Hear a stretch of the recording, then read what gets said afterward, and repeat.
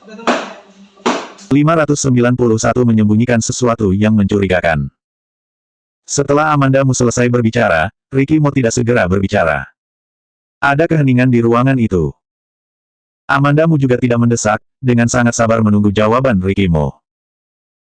Cukup lama hingga akhirnya Ricky Mo menjawab, "Iya." Meskipun tidak ada jawaban positif, orang yang percaya diri dan sombong seperti Ricky Mo, yang dapat mendengarkan kata-katanya dan bersedia menyerah, sudah merupakan peningkatan yang besar. Saat ini, ketukan datang dari luar.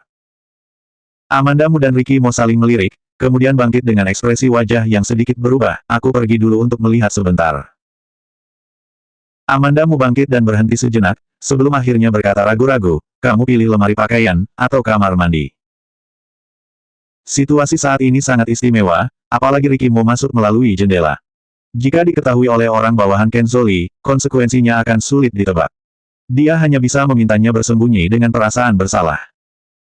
Ekspresi wajah Ricky Mo seketika menjadi suram dan berbalik lalu pergi ke arah kamar mandi. Melihat dia pergi ke kamar mandi, Amandamu berjalan menuju pintu, bersiap untuk membuka pintu. Tapi setelah setengah jalan, Ricky Mo malah berbalik kembali, lalu masuk ke lemari pakaian di bawah pandangan mata Amandamu yang terkejut. Kamar ini besar dan lemari pakaian juga sangat luas, lebih dari cukup untuk menyembunyikan satu orang pria yang bear dan tinggi. Amandamu memperhatikan Ricky Mo masuk ke dalam lemari pakaian dan memastikan bahwa dia telah bersembunyi dengan baik. Dia tidak melihat sesuatu yang aneh di lemari sebelum akhirnya mengulurkan tangan untuk membuka pintu. Dia memutar pegangan pintu setengah dan bertanya dengan suara keras, "Siapa?" Suara seorang wanita terdengar di luar, "Ini aku." "Apakah Anik?" Amandamu berpikir sebentar, di malam yang begitu larut ini, untuk apa Anik datang menemuinya? Biasanya Anik tidak akan mencarinya di kamar. Amandamu membuka pintu dan melihat bahwa Anik masih mengenakan jaket dan sepatu bot seperti siang hari tadi. Ia berdiri di pintu dengan ekspresi dingin, sepertinya Amandamu terlalu lama membuka pintu hingga membuat dirinya kesal. Amandamu memandang Anik dengan tenang dan akhirnya menyimpulkan bahwa Anik baru saja pulang dari luar. Ia segera menemuinya setelah baru pulang dari luar. Apakah Anik mengetahui sesuatu? Ekspresi wajah Amandamu tidak menunjukkan jejak yang mencurigakan. Ia bertanya dengan sangat biasa, "Nona Anik, apakah ada sesuatu?" Semua orang di villa ini memanggilnya Nona Anik, tetapi hanya Amandamu yang memanggil Nona Anik dan membuatnya merasa tidak nyaman. "Kamu tidak mempersilahkan aku masuk untuk duduk." Anik menatap dengan ekspresi kosong ke arahnya dan melihat ke kamar, tidak tahu apa yang ingin dilihatnya. Amandamu tidak mengangguk dan tidak juga menggelengkan kepalanya, tetapi hanya berkata, "Joanna sudah tidur." Inti dari maksudnya adalah bahwa dia tidak ingin Anik masuk ke dalam kamarnya. Anik mengangkat dagunya, "Aku akan berusaha mengecilkan suaraku." Amandamu benar-benar yakin bahwa Anik mungkin telah menemukan sesuatu, jadi dia tiba-tiba mendatanginya di kamar. "Apakah sesuatu yang kamu ingin katakan tidak bisa dibicarakan besok?" Nada bicara Amandamu juga terdengar kesal, sedikit mengernyitkan dahi, dan matanya dingin. Anik belum pernah melihat sikap Amandamu yang seperti ini. Dalam kesannya, Amandamu adalah wanita yang cantik dan lemah. Ketika keduanya saling bertentangan, dia hanya merespons dengan tenang. Saat ini, Amandamu tampak sangat tegas, ada aura hawa yang tak terlukiskan di sekujur tubuhnya. Tiba-tiba, Anik punya ide untuk berbalik dan pergi, tetapi dengan cepat dia memberikan reaksi. Dia mengangkat sudut bibir bawahnya dengan mencela diri sendiri. Benar-benar tidak bisa dijelaskan, tapi dia hanya seorang wanita yang disandera. Pada saat itu, dia terkejut dengan sikap Amandamu. Anik tiba-tiba menaikkan volume suara, disertai dengan sedikit gertakan, "Aku sekarang ingin masuk dan duduk, kenapa? Nonamu telah menolak untuk mengizinkan aku masuk, apakah karena telah menyembunyikan sesuatu yang mencurigakan? Atau kamu pikir aku tidak pantas untuk masuk?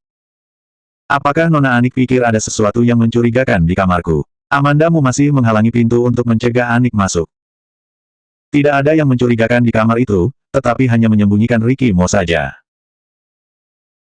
Ketika Anik mengatakan ini, Amandamu semakin tidak bisa mengizinkan dia untuk segera masuk, jika tidak, Anik akan merasa bahwa dia takut karena menyadari sesuatu yang mencurigakan.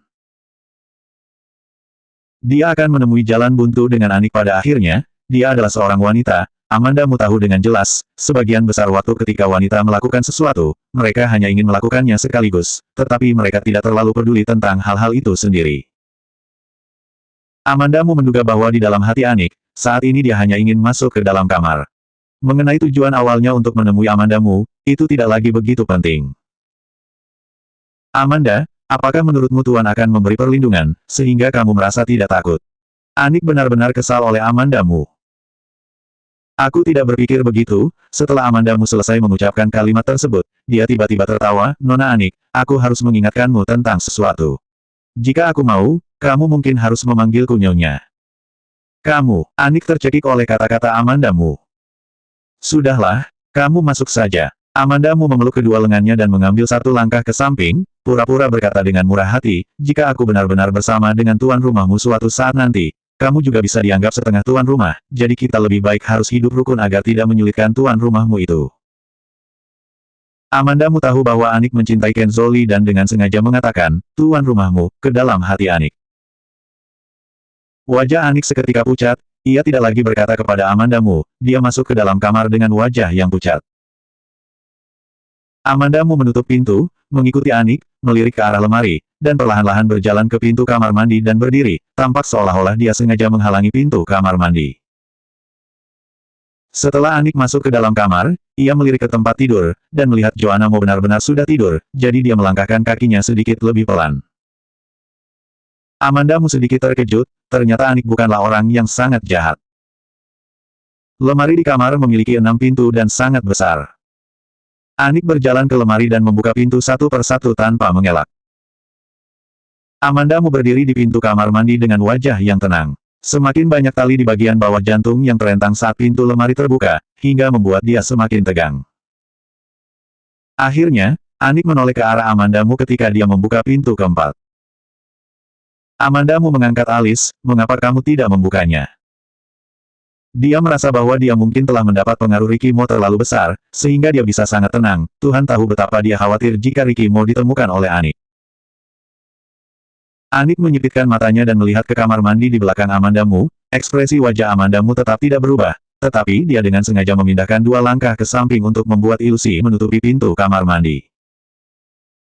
Anik benar-benar tertipu, dia bergegas dan langsung pergi ke pintu kamar mandi. Akting Amandamu harus sempurna, dia mengulurkan tangan untuk menghentikan Anik, apa yang ingin kamu lakukan? Anik mengaitkan bibirnya dan berkata dengan sinis, aku mau menggunakan kamar mandi sebentar. Anik, kamu jangan terlalu kelewatan. Amandamu mengerutkan bibirnya, ia masih belum mengizinkannya masuk. Anik melewatinya dan langsung membuka pintu kamar mandi. Tata letak kamar mandinya sekilas terlihat jelas, tidak ada sosok sama sekali. Dia tiba-tiba menoleh dan melihat Amandamu kembali, kamu mempermainkan aku. 592 besok datang lagi. Kemarahan yang sangat kuat muncul di wajah Amandamu, dan nada suaranya sedikit dingin, Anik, apa yang akan kamu lakukan? Aku tahu bahwa kamu cemburu denganku karena Kenzo, tetapi jangan keterlaluan. Anik tersenyum sinis, lalu berkata dengan geram, Amanda, aku melihatmu terlalu hina. Meskipun dia sangat enggan, tapi dia hanya mendengus dan berbalik pergi. Amandamu menunggu Anik keluar, lalu berjalan ke arah pintu dan mengunci pintu, lalu buru-buru berjalan ke lemari pakaian dan membukanya. Dia membuka pintu terdalam lemari dan menarik pakaian yang tergantung satu persatu dengan cepat, dan melihat Ricky Mo berdiri di dinding lemari. Bahkan ketika bersembunyi di lemari, Ricky Mo tidak terlihat sulit sama sekali, tetapi berusaha memahami keadaan. Ada beberapa orang dihormati sejak lahir. Tapi Amandamu masih merasa bahwa hal ini sangat menyusahkan Ricky Mo. Dia mengerutkan bibirnya dan berkata, dia sudah pergi, kamu cepat keluar. Ricky Mo meliriknya, seperti percikan tinta, dengan membawa suasana yang suram. Amandamu mengedipkan matanya dan tidak bisa menahan hawa dingin di belakangnya. Apa-apa dengan Ricky Mo? Dia keluar dari lemari, dan bahkan terlalu malas untuk merapikan pakaian di tubuhnya, dia menatap Amandamu dengan dingin. Meskipun Amandamu tidak berpikir dia marah, tapi hatinya masih merasa bersalah. Dia bertanya pada Ricky Mo, kenapa? Ricky Mo menunduk, memicingkan matanya ke arah Amandamu sejenak, dan kemudian perlahan berkata, setengah tuan rumah. Nyonya. Nada suaranya dingin, tidak ada jejak suhu, dan juga tidak ada jejak kemarahan. Semakin nada suaranya tidak terdengar marah, itu berarti dia semakin marah. Amandamu merapatkan bibirnya dan berkata, aku berkata seperti itu hanya untuk memanas-manasi Anik saja, kamu tidak perlu mendengarnya. Aku dengar, Ricky mau mengangkat alisnya, jelas dia tidak berniat untuk menyerah. Amandamu membuka mulutnya dan tidak tahu harus berkata apa untuk sementara waktu. Keduanya saling menatap sejenak, Amandamu terlebih dulu kehilangan kesabaran. Terserah kamu. Ricky mau terkadang seperti anak kecil, meskipun dia tahu bahwa dia tidak disengaja, dia masih akan marah. Dan hari ini, Amandamu tidak berencana untuk membujuknya lagi, dia tidak bisa marah setiap saat, dan kemudian membiarkannya membujuknya, dia juga memiliki temperamen yang harus dijaga. Dia tidak membujuk Ricky Mo, yang memiliki temperamen yang lebih kuat darinya. Dia melirik Amandamu, berbalik dan berjalan ke jendela, membuka jendela tanpa suara dan melompat keluar. Amandamu tercengang sesaat sebelum bereaksi, dengan cepat bangkit dan berlari ke jendela. Dia berdiri di dekat jendela dan membungkuk untuk melihat ke bawah, gelap di bawahnya, tidak ada yang bisa dilihat, apalagi bayangan orang lain. Amandamu melihat sekeliling dan tidak berani memanggil namanya dengan keras, tetapi hanya memanggilnya dengan sangat pelan, Ricky. Tapi Ricky Mo tidak memberi tanggapan sama sekali. Amandamu menutup jendela dan berbalik, lalu berjalan bola-balik di dalam kamar. Ketika dia berjalan, dia bergumam, aku bukannya tidak tahu seperti apa temperamennya, aku tidak marah, aku tidak marah. Sungguh aneh jika tidak marah. Amandamu duduk di sofa dan memeluk bantal beberapa saat, sebelum akhirnya ia merasa lebih tenang. Pada saat ini, dia merasakan sesuatu di sakunya. Amandamu mengulurkan tangan dan menyentuhnya, begitu melihatnya, dia menemukan entah kapan ada ponsel di sakunya. Ponsel ini sangat tidak asing di mata Amandamu, ini merupakan ponsel yang biasa digunakan oleh Ricky Mo. Kapan dia meletakkan ponsel di sakunya? Saat ini, ponsel itu tiba-tiba bergetar dan ada sebuah panggilan masuk.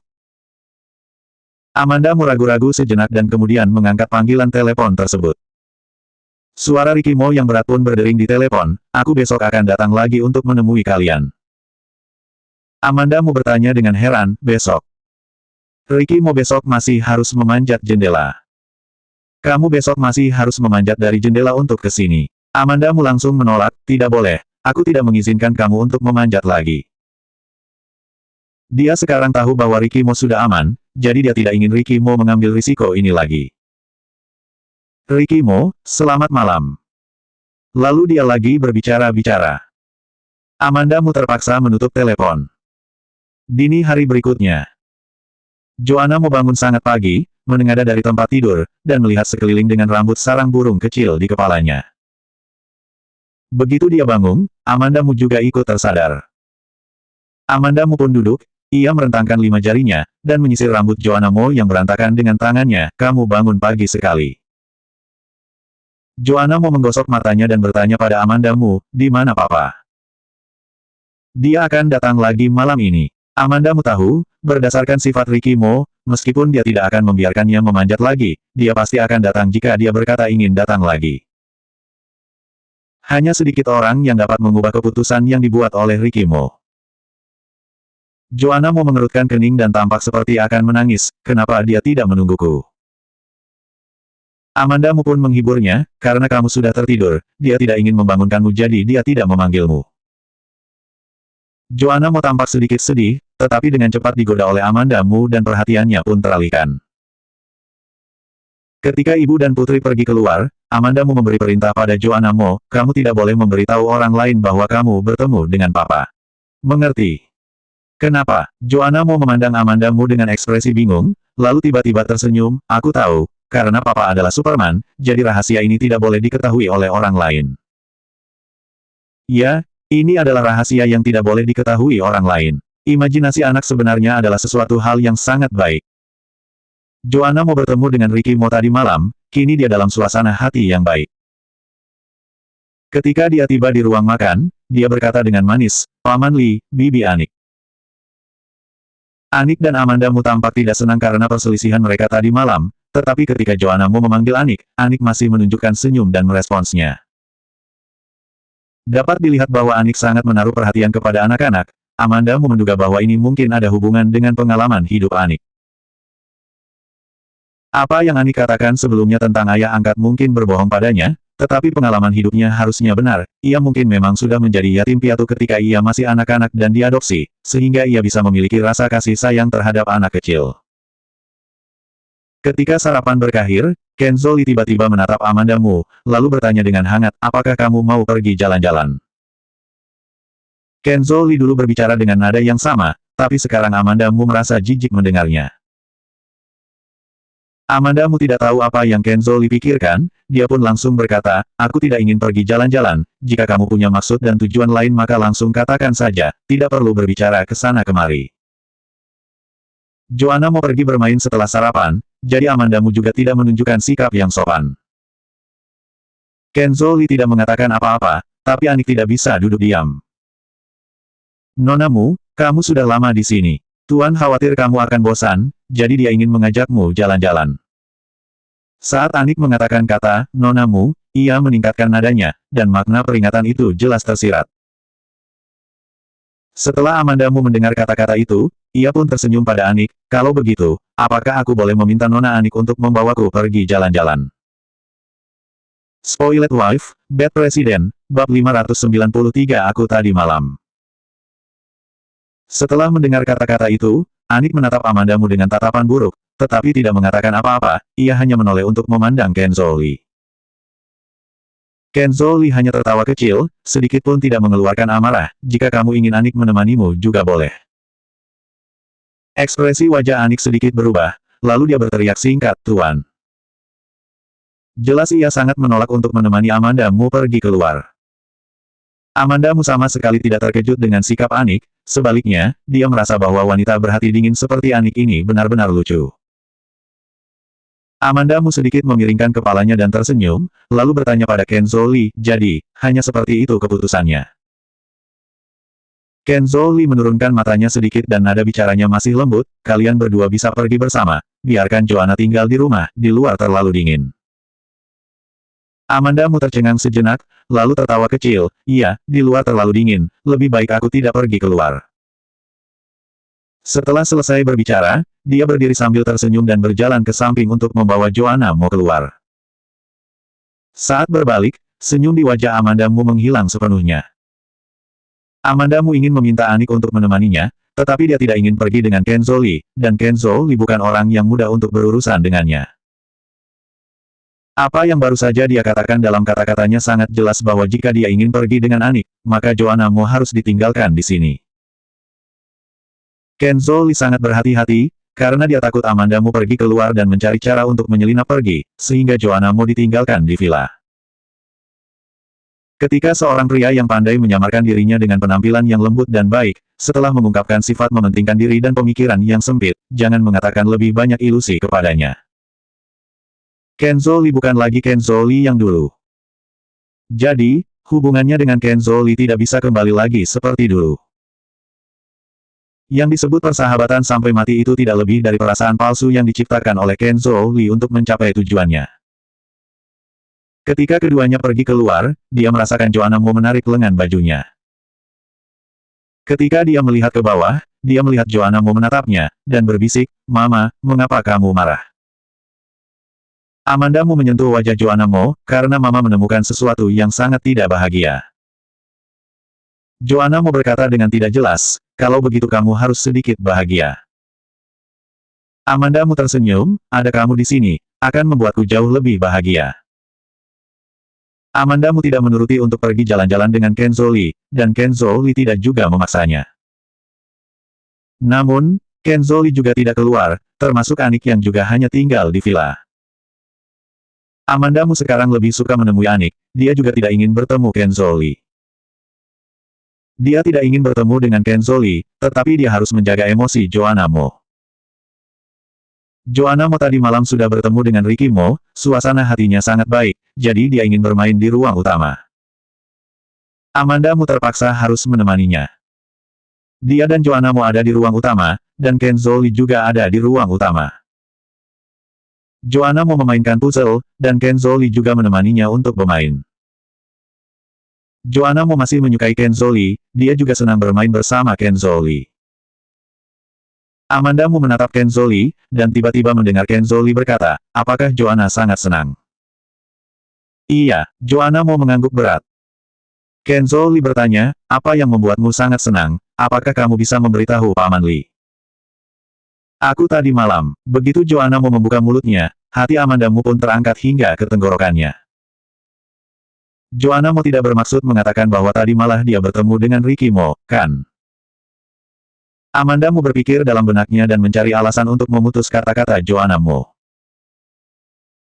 Namun, pada saat ini, Joanna Mo menyandarkan kepalanya ke Kenzo Lee dan mengedipkan matanya dengan nakal, dengan suara kecil menutupi mulutnya, lalu berkata dengan suara kecil, aku memimpikannya Papa. Aku tadi malam memimpikannya Papa. Hampir saja, Amanda Mu akan langsung memutus kata-kata Joanna Mo, dan dia bahkan sudah memikirkan alasannya. Akibatnya, Joanna Mo mendapatkan alasan yang masuk akal, dia mengatakan bahwa dia memimpikannya Ricky Mo. Amanda Mu merasa sedikit lucu, hal ini tentu saja membuatnya tertawa, tetapi wajah Kenzo Lee terlihat tidak begitu baik. Setelah Joanna Mo selesai berbicara, dia bertanya kepada Kenzo Lee dengan penuh rasa ingin tahu, Paman Lee, apakah kamu kenal dengan papaku? Kenal, Kenzo Lee hampir tidak mempertahankan kelembutan di wajahnya dan tersenyum sedikit kaku. Joanna Mo mengerjapkan matanya dan berkata dengan malu, hihi, papaku sangat tampan. Amanda Mu tidak pernah mendengar Joanna Mo mengatakan hal-hal seperti itu, juga tidak pernah mendengar bahwa dia mengagumi ketampanan Ricky Mo, dia pasti mendengarnya dari Lucy Sen. Lucy Sen sangat suka menggoda Joanna Mo, sifatnya juga sangat ceria, Joanna Mo sangat menyukainya. Ekspresi di wajah Kenzo Lee sedikit memudar, dia berdiri dan berkata kepada Joanna Mo, kamu bermain dulu, Paman Lee masih punya urusan yang harus dikerjakan. Oh, Joanna Mo memang memiliki sifat yang sangat tegas, tetapi saat ini, ketika dia sedang bermain, di mana dia akan mengendalikan ekspresi Kenzo Lee, maka dia segera menundukkan kepalanya untuk lanjut memainkan puzzle-nya sendiri, tampak jelas tidak memiliki hati nurani. Amanda Mu yang duduk di samping, tidak mengatakan sepatah kata apapun. Saat Kenzo Lee berdiri dan hendak pergi, orang bawahannya masuk dengan tatapan serius. Tuan. Kenzo Lee sedang dalam suasana hati yang buruk saat ini, dengan nada dingin ia berkata, ada apa? Orang bawahan itu memandang Amanda Mu dan dia mengatakan sesuatu ke telinga Kenzo Lee. Segera setelah itu, Amanda Mu melihat ekspresi wajah Kenzo Lee berubah, sebuah kejutan pun muncul di matanya. Amanda Mu sedikit mengernyit, apa yang sebenarnya terjadi? Kenzo Lee juga memandang Amanda Mu dan berkata kepada orang bawahannya, ayo kita pergi untuk melihatnya. Keduanya keluar, Amanda Mu juga penasaran dan ingin keluar untuk melihat apa yang terjadi, hingga membuat Kenzo Lee sangat terkejut. Joanna, Amanda Mu menarik tangan Joanna Mo, aku ingin pergi keluar. Di luar dingin, Joanna Mo menoleh untuk melihatnya, dan mengatakannya dengan serius, dingin, dalam kata-kata itu diberi tekanan dan dipanjangkan, nada bicara yang panjang itu sangat imut. Amanda Mu menjepit hidungnya, aku tidak takut dingin, apakah kamu takut? Joanna Mo ragu sejenak dan mengulurkan tangannya untuk menunjuk sesuatu, lalu berkata dengan manja, kalau begitu, kenakan topi kelinci itu untukku. Oke, Amanda Mu menurutinya, ia naik ke atas dan mengambil topinya untuk dikenakan pada Joanna Mo, dan kemudian membawanya keluar untuk melihat keramaian. Pemandangan di halaman pada musim dingin sangat luruh, bahkan setelah perawatan yang cermat, masih tampak suram. Kenzo Lee membawa orang bawahannya di gerbang villa, ada terlalu banyak orang di sana, sehingga Amanda Mu tidak bisa melihat situasi di sana, jadi dia membawa Joanna Mo berjalan maju dan berjalan ke taman bunga untuk melihat dengan jelas. Setelah berdiri, dia melirik dan melihat sosok yang tidak asing berdiri di antara kerumunan. Ekspresi wajah Amanda Mu sedikit berubah, bergumam, Ricky. Mama, aku juga mau lihat. Joanna Mo berdiri di samping, memegangi kakinya dengan ekspresi menyedihkan sambil memandangnya. Amanda Mu membungkuk untuk menggendong Joanna Mo, siapa yang kamu lihat? Joanna Mo menunjuk ke pintu villa dan menoleh dengan penuh semangat kepada Amanda Mu, Papa. Amanda Mu yakin dia tidak salah. Semalam, Ricky Mo mengatakan bahwa dia masih akan datang untuk menemui mereka hari ini. Amanda Mu berpikir bahwa dia akan memanjat jendela lagi malam ini, tetapi tak disangka kini dia datang secara langsung dan terang-terangan. 594 ada racun di dalam kopi. Amandamu berusaha untuk melihat dari celah kerumunan. Joanna mau pikir Amandamu tidak mendengarnya. Dia terus mengulangi, Mama, aku melihat Papa, itu Papa. Itu Papa, aku tahu. Amandamu menurunkannya, kamu turun dulu, tanganku sedikit kesemutan. Dia menyadari bahwa apa yang dikatakan oleh Ricky Mo itu benar. Joanna Mo akhir-akhir ini menjadi sedikit gemuk, tangannya kesemutan setelah menggendongnya sebentar. Amandamu meletakkan Joanna Mo di bawah. Joanna Mo menarik tangannya untuk berjalan ke pintu villa, dan terus bergumam, Papa, Papa. Amandamu memimpin tangan Joanna Mo dan berjalan mendekat. Baru saja keduanya berdiri di taman bunga dan mendapatkan posisi yang bagus, jadi sangat mudah untuk melihat Ricky Mo, tetapi sekarang mereka berdua berdiri di tanah dan di depan adalah sekelompok pria jangkung, mereka pada dasarnya tidak dapat melihat Joanna Mo.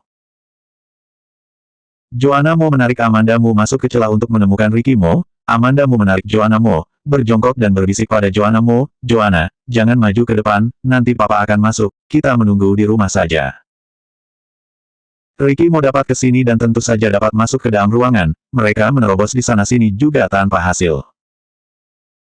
Joanna Mo cemberut, sedikit putus asa, tetapi masih mematuhi kata-kata ibunya dan berkata, oke. Amandamu membawanya kembali, dan setelah beberapa langkah, dia melihat ke belakang lagi sebelum memasuki ruangan. Tidak lama setelah keduanya masuk ke dalam ruangan, Ricky Mo datang bersama Ken Zhou. Begitu Ricky Mo masuk, dia pun melihat Amandamu dan Joanna Mo. Senyum kecil berkedip di matanya, yang memang tidak memiliki emosi. Amandamu membaca makna di matanya dan sepertinya berkata, aku sudah bilang bahwa aku akan datang untuk menemui kalian. Dia memalingkan tatapan matanya, memalingkan muka dan melihat ke sisi lain, lalu tidak tahan untuk tersenyum. Joanna Mo langsung menunjukkan sikapnya, dia dengan gembira langsung berlari mendatangi Ricky Mo, Papa. Tubuh Joanna Mo sangat kecil, dan dia hanya bisa memeluk pahanya dan meminta untuk digendong. Ricky Mo membungkuk untuk menggendongnya, duduk di sofa di sebelahnya, mengulurkan tangan dan mengetuk dahinya, Papa masih ada urusan. Setelah selesai berbicara, dia berbalik untuk melihat Ken Zhou. Apakah cara Tuan Li memperlakukan tamu adalah membiarkan aku berdiri di sini? Ken Zhou hanya melirik Amandamu, dan tidak banyak bicara. Orang bawahan di belakangnya membuat isyarat mempersilahkan ke arah tangga, silakan di sini. Situasinya sedikit lebih baik. Ricky Mo dan Ken Zhou jelas dua orang yang tidak cocok satu sama lain, tetapi Ricky Mo datang ke rumahnya dan Ken Zhou masih harus memperlakukan dengan sopan. Berdasarkan sifat mereka, kedua orang ini seharusnya saling bertentangan.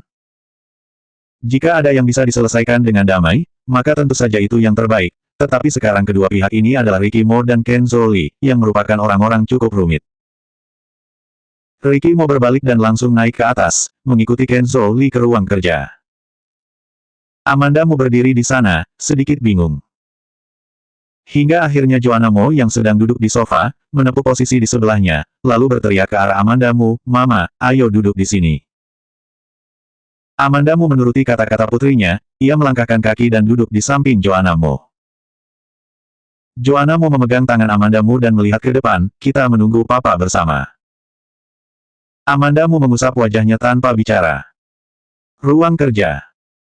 Begitu Ricky Mo masuk, dia sama sekali tidak memperlakukan dirinya sendiri sebagai tamu. Tanpa menunggu Ken Zhou berbicara, dia duduk langsung di sofa dan segera menatap Ken Zhou, kopi, jangan tambahkan gula. Apakah kamu pikir ruang kerjaku ini adalah dapur? Ken Zhou tersenyum sinis, dia tidak menyangka Ricky Mo berani mendatangi rumahnya. Ricky Mo yakin bahwa dia tidak akan melukai Amandamu, jadi dia sangat berani. Tuan Li telah tinggal di luar negeri sejak kecil, mungkin tidak terlalu mengerti bagaimana cara melayani orang-orang Tiongkok. Orang-orang Tiongkok sangat hangat dalam memperlakukan tamu. Ketika para tamu datang rumah, mereka pasti akan menyajikan makanan dan minuman yang lezat. Ricky Mo sedang duduk di sofa, nada bicaranya santai, dia memandang Ken Zhou dengan senyum paksa, tampak sangat tenang. Ken Zhou menatap Ricky Mo sekejap, kemudian memanggil pelayan, buatkan Tuan Mo secangkir kopi tanpa gula. Tanpa gula, kata ini, ia secara khusus menekankan nadanya. Di ruang utama.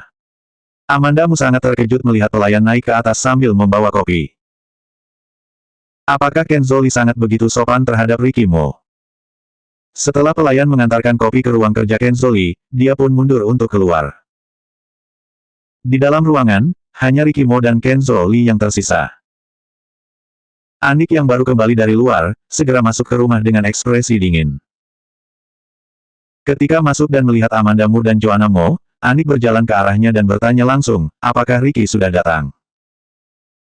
Amanda Mu mengangkat kepalanya dan melirik ke atas, di ruang kerja. Anik berbalik dan bersiap untuk naik ke atas, lalu tiba-tiba berbalik lagi untuk melihat Amanda Mu, kamu tampaknya sama sekali tidak khawatir dengan Ricky. Ini bukan rumah keluarga Mo, apakah kamu benar-benar tidak khawatir sama sekali? Apa yang harus aku khawatirkan? Amanda Mu bertanya balik. Anik tidak tahu apa maksud dari kata-kata Amanda Mu, jadi dia tidak segera mengatakan apapun. Amanda Mu menghampiri Anik dan berhenti dengan jarak hanya setengah langkah dari Anik. Dia menatap Anik, merendahkan suaranya, dan berkata dengan tergesa-gesa, khawatir mengenai kecelakaan mobil yang dibuat oleh Kenzo sebelumnya, atau khawatir akan ada racun dalam kopi yang baru saja dibawa oleh pelayan. Anik mendengus dingin dan naik ke atas. Begitu Anik berjalan, Amanda Mu mendengar Joanna Mo berkata, apakah kalian sedang berkelahi? Tidak, aku dan bibi Anik sedang mengobrol. Amanda Mu melihat tatapan Joanna Mo yang tidak yakin, dan menjelaskan, dia selalu tampak serius, tidak ada masalah apa-apa. Joanna Mo mengerjapkan matanya dan mengangguk dengan acuh tak acuh. Meskipun Anik tampaknya acuh tak acuh, dia benar-benar tidak jahat terhadap Joanna Mo. Bahkan jika ada makanan ringan yang lezat dan hal-hal kecil yang menyenangkan, dia juga akan meminta pelayan untuk memberikannya kepada Joanna Mo. Joanna Mo sangat pintar, ia tahu bahwa Anik tidak jahat padanya, jadi memiliki kesan yang baik pada Anik. Belum sampai 10 menit, Anik pun sudah turun ke bawah. Amanda Mu seketika mengerti bahwa Kenzo Lee sedang ingin berbicara dengan Ricky Mo tanpa siapapun di ruang kerja. Apa yang bisa dibicarakan oleh kedua pria ini? Amanda Mu merasa dia sedikit menderita setiap menit dan detik. Tapi untungnya, tidak lama kemudian Ricky Mo pun turun, dia keluar sendirian, tetapi Kenzo Lee tidak keluar. Begitu Anik melihat Ricky Mo keluar, dia bergegas ke atas dengan tatapan khawatir untuk melihat Kenzo Lee. Amanda Mu berjalan menghampiri Ricky Mo, menatapnya, dan bertanya, apakah kamu baik-baik saja? Aku baik-baik saja. Ricky Mo menurunkan matanya sedikit dan tersenyum padanya. Apa yang kamu bicarakan dengan Kenzo? Amanda Mu benar-benar ingin tahu mengenai apa yang mereka bicarakan. Ricky Mo terdiam beberapa saat, dan kemudian berkata dengan serius, aku berkata kepadanya, terima kasih telah membantuku mengurus istri dan anak perempuanku. Amanda Mu memandang Ricky Mo dengan ekspresi wajah tertegun, apakah kamu pikir aku akan mempercayai kata-katamu? Aku memang berkata seperti itu. Ricky Mo tersenyum lagi, tetapi senyum yang bukan dari hati. 595 tentu saja masuk dengan berjalan. Ricky Mo bukanlah orang yang suka tersenyum, terutama senyum itu dari lubuk hatinya. Amanda Mu merasa bahwa ketika Ricky Mo tersenyum bukan dari hati seperti ini, dia tampak sangat menakutkan. Dia juga tidak mengatakan apa-apa, hanya memandangi Ricky Mo seperti itu. Ricky Mo tiba-tiba mengulurkan tangan dan mengusap kepalanya, ini memang merupakan sikap yang sangat intim, Amanda Mu merasakan kelembutan dari dirinya. Aku pergi dulu, malam ini aku akan datang kembali. Setelah selesai berbicara, dia menarik tangannya sendiri, seolah menunggu Amanda Mu untuk menanggapinya. Amanda Mu terpana selama lebih dari 10 detik, dan kemudian bertanya dengan ekspresi wajah kosong, bagaimana caranya kamu masuk malam ini? Ricky Mo berkata pelan, tentu saja masuk dengan jalan kaki. Kamu, Amanda Mu sekarang bingung dengan Ricky Mo. Dia tiba-tiba mendatangi Kenzo Lee dengan langkah kaki yang angkuh, pergi ke ruang kerja dan berada di dalam bersama Kenzo Lee sejenak, dan berkata bahwa malam ini dia akan datang lagi. Apakah dia datang bukan untuk membawanya dan Joanna Mo pergi? Menurut karakter Ricky Mo, dia tentu saja akan membawa dia dan Joanna Mo pergi. Ricky Mo dengan mudah bisa melihat keraguan pada sikap Amanda Mu, ketika aku datang, aku memberi pesan untuk memberi tahu media. Ketika dia menjelaskan ini, Amanda Mu segera mengerti. Ricky Mo adalah orang yang terkenal di dunia bisnis, tetapi karena industri perusahaan Mo ada di seluruh dunia yang melibatkan semua lapisan masyarakat, pengaruhnya tidak bisa diremehkan. Kecelakaan mobil beberapa hari yang lalu ada di halaman depan, dan sekarang dia tiba-tiba muncul dalam keadaan utuh. Tentu saja ini akan menarik perhatian media. Ketika dia datang ke rumah Ken Zoli, pasti ada seorang reporter yang mengikutinya. Baik itu reporter dalam negeri atau reporter asing, pasti ada pengejaran dan ingin mendapatkan informasi secara langsung. Ken Zoli juga orang yang terkenal di dunia psikologi di negara M. Jika Ricky mau masuk dan tidak keluar, tentu suasana akan menjadi sangat ramai. Oleh karena itu, Ricky mau berani berjalan dengan langkah kaki yang sombong dan pergi tanpa masalah, dan mengatakan bahwa malam ini dia akan datang lagi. Amanda Mu akhirnya mulai sedikit mengerti, seketika dia sedikit tercengang. Dengan cara ini, keduanya mendapatkan keuntungan tanpa mengorbankan kekuatan dan orang bawahan, dan ini juga yang dibayangkan oleh Ricky Mo. Cara ini memiliki banyak keuntungan bagi Ricky Mo, tetapi sangat merugikan bagi Ken Zoli. Beberapa hari yang lalu, Ken Zoli juga memberitahunya bahwa Ricky Mo adalah orang yang sama dengannya. Dalam alam bawah sadarnya, tampaknya Ricky Mo tidak sebaik dia. Dia mungkin juga memiliki perasaan benci yang rumit terhadap Ricky Mo. Tapi Ricky Mo sekarang datang ke rumahnya, tetapi Ken Zoli tidak bisa memperlakukannya macam-macam. Amanda Mu tidak bisa membayangkan suasana hati Ken Zoli saat ini. Amanda Mu masih ingin bertanya sesuatu padanya, tetapi Ricky Mo memberinya pandangan gelisah dan berbalik pergi. Amanda Mu secara tidak sadar ingin mengantar Ricky Mo keluar, tapi belum berjalan 2 langkah, dia dihentikan oleh pengawal. Ricky Mo yang sedang berjalan di depannya, mendengar gerakan itu dan memalingkan kepalanya. Matanya tertuju pada pengawal di sisi Amanda Mu sejenak, tanpa mengucapkan sepatah kata pun, dia berbalik dan lanjut pergi keluar. Pengawal yang baru saja dilirik seperti itu oleh Ricky Mo, seketika merasa tegang. Banyak hal yang ingin dikatakan oleh Amanda Mu kepada Ricky Mo, tetapi sekarang adalah waktu yang tidak tepat. Dia berbalik dan melihat Joanna Mo berdiri di belakangnya, menatap pintu dengan sedikit kesedihan di hatinya. Dia berjalan mendatangi Joanna Mo dan berjongkok, lalu menggendong Joanna Mo. Joanna Mo memeluk lehernya dan melihat keluar pintu. Amanda Mu tahu bahwa dia sedang melihat Ricky Mo, dia mungkin bertanya-tanya saat ini, mengapa ayah datang dan pergi lagi, tetapi tidak membawanya pulang ke rumah. Ini adalah hal yang tidak bisa dijelaskan. Tidak diragukan lagi bahwa Amanda Mu adalah seorang ibu yang tidak begitu sempurna, dia bahkan tidak bisa menemukan penjelasan yang cocok untuk menjelaskan kepada Joanna Mo sekaligus. Joanna Mo mungkin merasakan sesuatu yang samar. Ketika Amanda Mu membawanya ke atas dan kembali ke kamarnya, dia hanya diam tidak seperti biasanya. Pada waktu bersamaan, di ruang kerja Ken Zoli, ada kekacauan. Ketika Anik membuka pintu, Ken Zoli dengan marah menghancurkan barang-barang di ruang kerja. Cangkir kopi, buku, vas bunga, semua barang yang bisa dia dapatkan. Anik berjalan dengan hati-hati menuju Ken Zoli yang sedang dalam kekacauan. Tuan, pergi. Seiring dengan teriakan Ken Zoli, sebuah ornamen porselen jatuh ke arah Anik. Anik memalingkan kepalanya dan berusaha menghindar, dan ornamen porselen itu hancur di lantai, puing-puing itu memantul dari lantai dan mengenai kaki bagian atasnya, tidak sakit, tapi dia masih mengerutkan kening dengan tajam. Dia melangkah mundur 2 langkah, dia juga tidak mengatakan apapun, dan membiarkan Ken Zoli menghancurkan segalanya. Setelah beberapa saat, Ken Zoli akhirnya berhenti.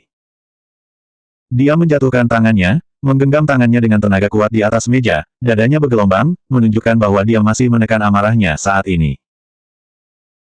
Anik menunggu sejenak dan melihat bahwa Ken Zoli tidak berniat untuk berbicara, jadi dia berjongkok di lantai dan mulai membersihkan benda-benda yang berhamburan di ruang kerja.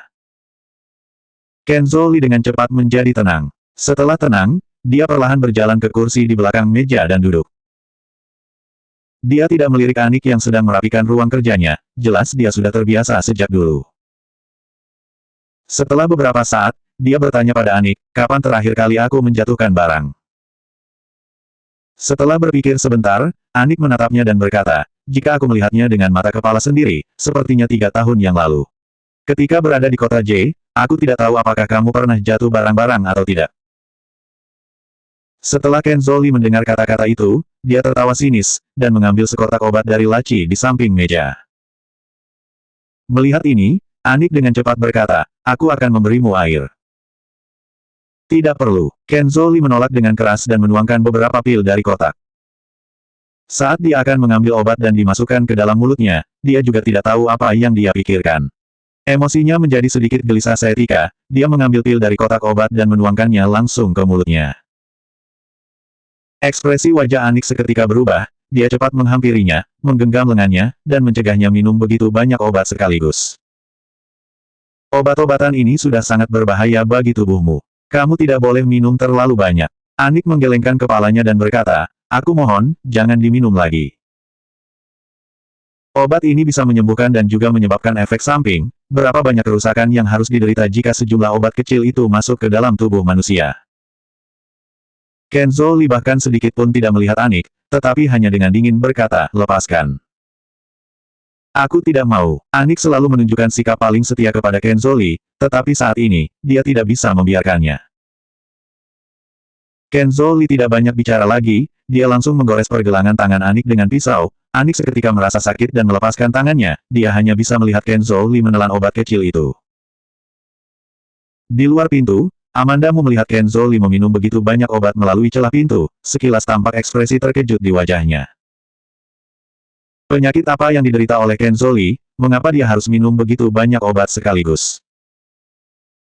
Dia baru saja membawa Joanamo kembali ke kamar, dia pun berpikir dari sudut pandang yang berbeda, seketika memiliki keinginan untuk datang ke ruang kerja. Sebelum masuk, ia mendengar teriakan Kenzo Li dari dalam. Dia mencoba membuka pintu, Kenzo Li dan Anik yang berada di dalam tidak menyadari keberadaannya, hingga membuat dia melihat situasi itu dengan jelas. Selanjutnya 596 sebuah terobosan.